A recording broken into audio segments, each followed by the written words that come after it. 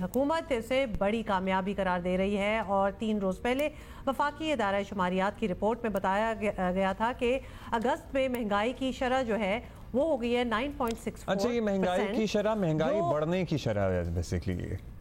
सो या और अच्छा, वज़ीर आज़म का क्या कहना है, पहले वो दिखाते, टाइम नहीं है। इन्फ्लेशन का जो बोझ है वो आहिस्ता आहिस्ता कम हो रहा है और जो अगस्त का जो रेट है वो सिंगल डिजिट में आ गया है 9.6%।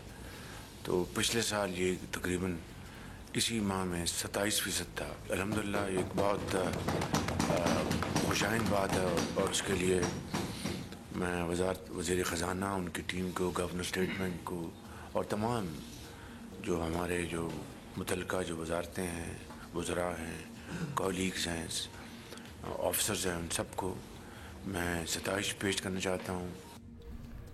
माशी तज्ज़ियाकार मोहम्मद सुहेल साहब हमारे साथ मौजूद हैं। सुहेल साहब, आपको लगता है कि इंटरेस्ट रेट कम होगा अब महंगाई बढ़ने की रफ्तार जो कम हुई है उसके बाद? इंटरेस्ट रेट कम होनी चाहिए और लगता है कि जो 12 सितंबर की मॉनेटरी पॉलिसी कमेटी की स्टेट बैंक की मीटिंग है उसमें कम भी होंगे, मगर शायद जो बिजनेस सबका है जो पिछले 2-3 साल से काफ़ी इफेक्टेड है इकोनॉमिक स्लो डाउन से और इन्फ्लेशन से, शायद उसकी तवक्को है कि बहुत ज़्यादा कमी होगी। हमारी तवक्को है कि शायद वो 1 से 2% हो, इसलिए कि अभी भी पाकिस्तान का IMF से डील की अप्रूवल नहीं आई है और पाकिस्तान के जो फॉरेन एक्सचेंज रिजर्व्स हैं और दो उसमें कुछ इस्तेहकाम ज़रूर है मगर वो बहुत कम लेवल पे हैं। तो इन रिस्क को मद्देनज़र रखते हुए हमें लगता है कि इंटरेस्ट रेट में कमी ज़रूर होगी, बट हो सकता है बहुत ज़्यादा ना हो। और जिस तरह हालात आगे आने वाले महीनों में बेहतर होंगे तो शायद सेंट्रल बैंक जो है वो ग्रेजुअली रिडक्शन करे इंटरेस्ट रेट में।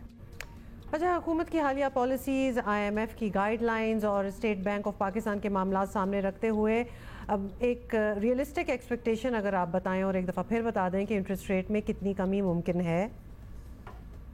जिस तरह मैंने कहा कि गुंजाइश तो बहुत ज़्यादा है कमी की, मगर रियल इंटरेस्ट रेट बहुत ज़्यादा हैं, मगर पाकिस्तान के एक्सटर्नल हालात को देखते हुए और जो पाकिस्तान के रुपए की कदर को भी मद्देनज़र रखते हुए बहुत ज़्यादा कमी शायद अभी मुमकिन ना हो। हमें लग रहा है कि 1 से 2% 12 सितंबर को कम हो सकती है, मगर हमारा ये भी कहना है या हमारे ये भी एस्टिमेट हैं कि अगले कोई 3 से 6 माह में कोई 3 से 4% इंटरेस्ट रेट में कमी स्टेट बैंक कर सकता है अगर पाकिस्तान के मामलात IMF के साथ हो जाते हैं।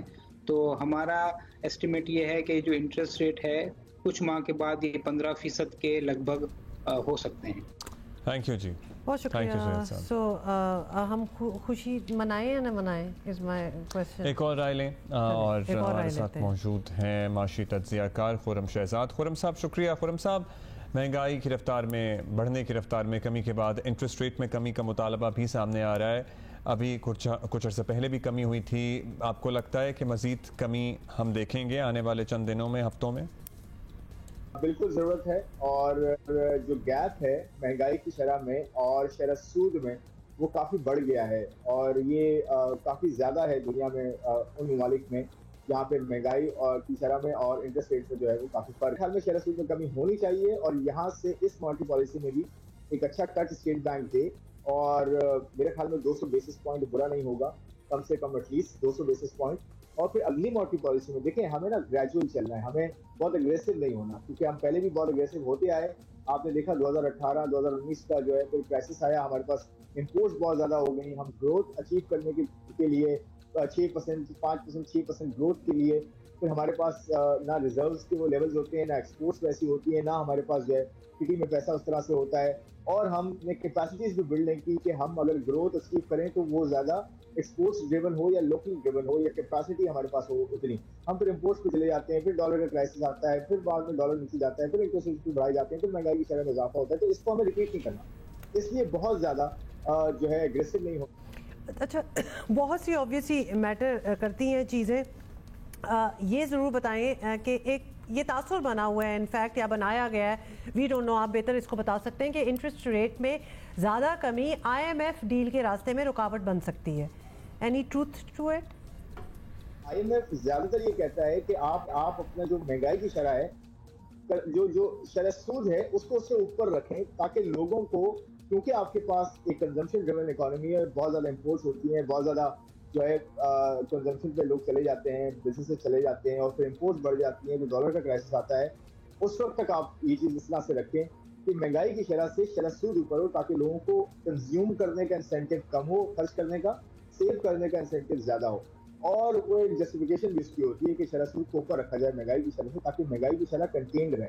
तो मेरे ख्याल में इस तरह से IMF देखता है कि आप जो है रियल इंटरेस्ट रेट इसे कहते हैं कि जी आप 2-3% का रियल इंटरेस्ट रेट रखें। महंगाई की शरह 10% है तो 12-13% पे आप रेट रखें, 14 पे रखें।